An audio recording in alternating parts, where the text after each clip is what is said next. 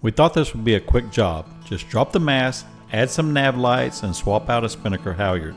But now the project has spiraled out of control as the rigger continues to find problem after problem, and the list of repairs is growing like a cancer.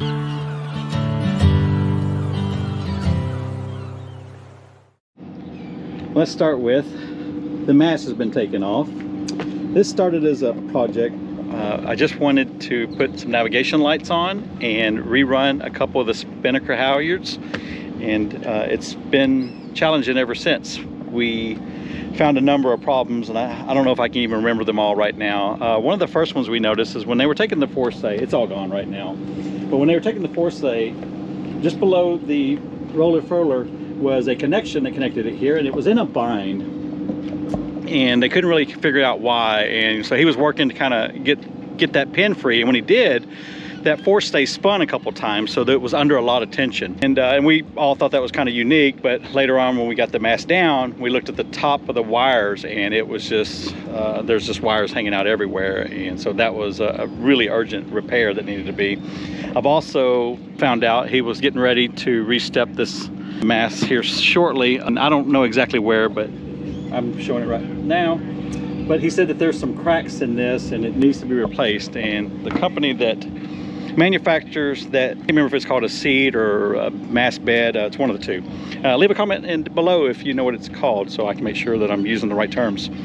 Anyways, they're moving headquarters between states, so he said parts can be a little bit slow to get that in. Also had him take a look at my rigging, and he said he found some really small fractures in the swags and need to be replaced. We're going to go ahead and re-rig it. And if that's not enough, we were taking a look at the UHF radio antenna. The antenna itself's good, but it needed a new cable. Luckily, he had a small piece. It was a miscut from another boat that was larger, but it'll actually fit mine, so he's going to make me a deal on that.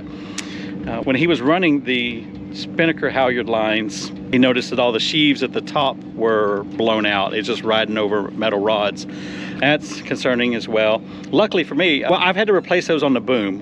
And I'm going to make a video in the future about all the things that I've done to this boat so far. But anyways, he said that he makes his own sheaves. So that's going to actually, one, save me time, two, save me money. So what else do we got going on with that thing? There was a wind instrument at some time, but I don't think we're going to mess with that right now. I just brought some connectors, waterproof through deck connectors, and I'm going to redo these.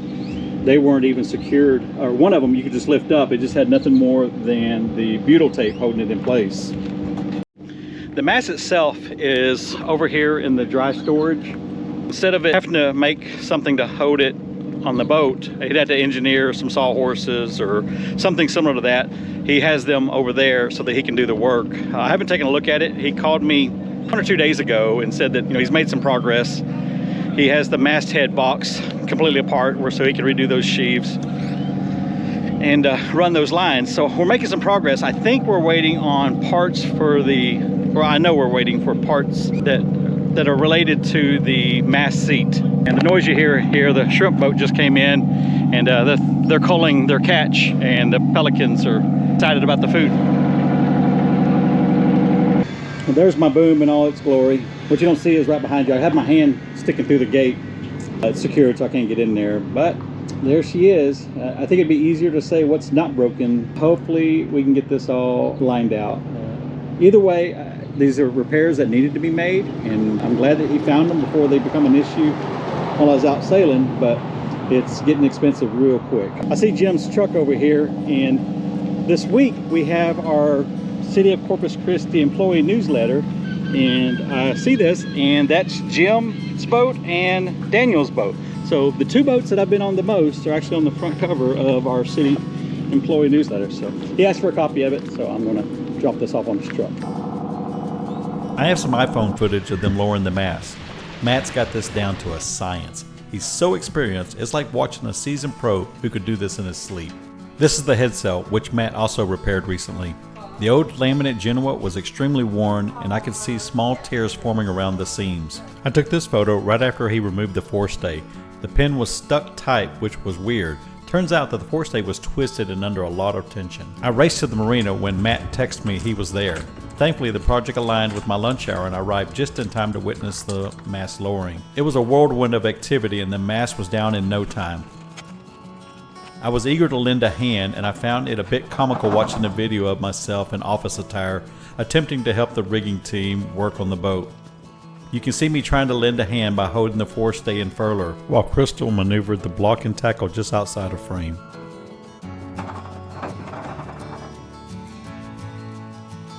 Crew was all business, making sure everything went smoothly.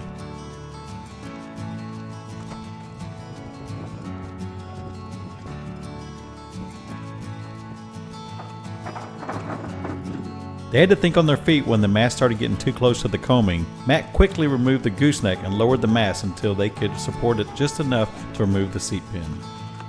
I had always assumed the mast was relatively heavy based on the forces it withstands, but I couldn't believe just how light it was. I mean, it's huge, but it's relatively lightweight.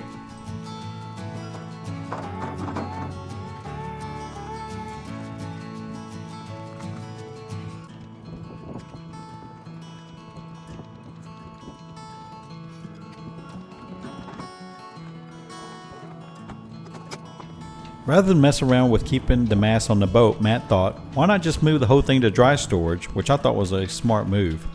It's a much better place to work without worrying about it falling over.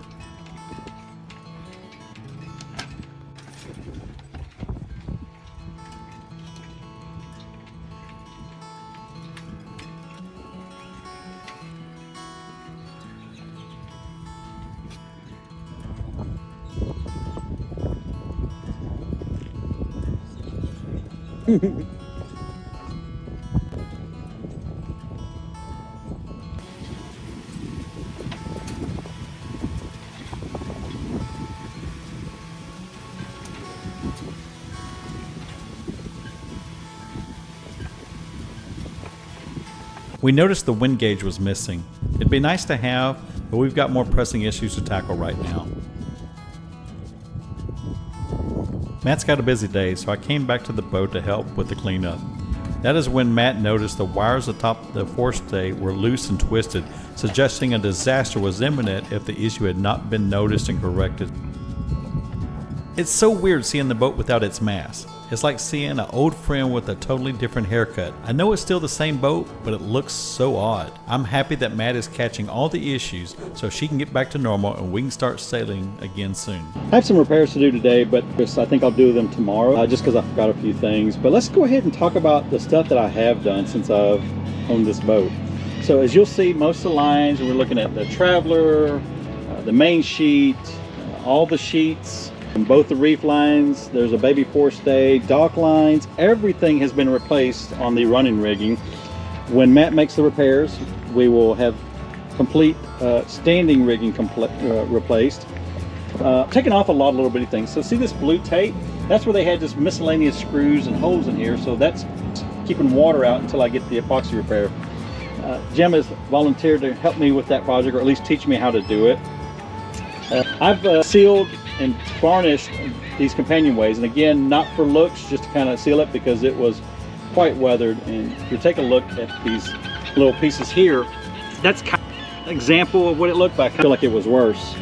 So I've added this winch handle pocket. Travelers, there's a couple cam cleats that I've replaced on that. Let's see what else. The rear stay place, because it popped right away. Got a bottom job. It was polished on the haul out. That was about, I guess that's going to be about 8 months ago. I had a bow eye here at the front and it was leaking horribly, and we tried to seal it over and over, never could get it. So another friend, Steve, came over and made this repair for me and blasted it from the back side, on the epoxied it from the front side, so that's nice and secure. I don't see this boat being trailable again. All new fenders. You saw in one of my last videos that we've reseated the deadlight.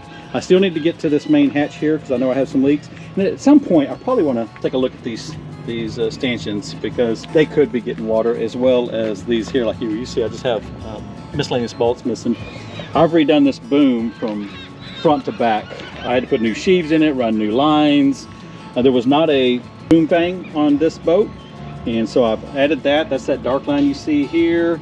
There's a boom kicker that was not installed correctly. It wasn't even really connected, and even when you tried to make the connection, I think at some point they moved the boom lower, so then it didn't work right, because anytime we had any kind of movement of the boom, it would jump out of this little track. It usually sits right in there. One of the first bigger mistakes I made was I didn't know anything about sailboats, and I thought, well, let me just see what I can do.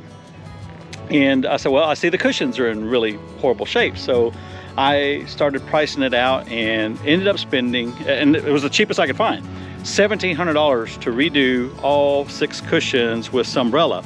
So a couple mistakes with that. Number one is right now the cushions aren't even in the boat. They're kind of getting in the way, and we just don't go down there at all, ever. So I've wrapped them in plastic, and they're in my attic at home. So I guess if I ever get ready to sell it, or we really do want to do an overnight somewhere on this boat, I guess I can bring them back out. But what a waste of money. I would never do that again. And also it didn't need to be Sunbrella below. I really felt like it needed to, just because of the heat and UV. And it's great, but I probably could have saved some money on that. Oh, motor, I've replaced that fuel tank there. I've replaced that fuel tank line. We've had to run additives through it because it just sat for so long. All new covers, so I have, you don't see them on here right now, but winch covers. I have a new mainsail cover. We have the tiller handle cover. And I just can't begin to talk about all the different things that I've done to it, or I can't remember all of them. And the tiller here had a lot of slack in it when it was underway. So you'll see a little pintle there that I added. It didn't normally come like that, but I saw a quick fix on one of the forums on how to address that, and it worked just fine. If you look right behind me, they're not dredging right now, but see that barge sitting back here?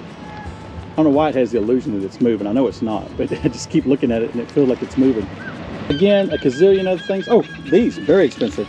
There's a little pipe, and this is where you can come in and out of the boat. There's a, see on that far side, there's a pipe and it's a little padding with this cover on here. Replace those, and those were crazy expensive, like $100 for them.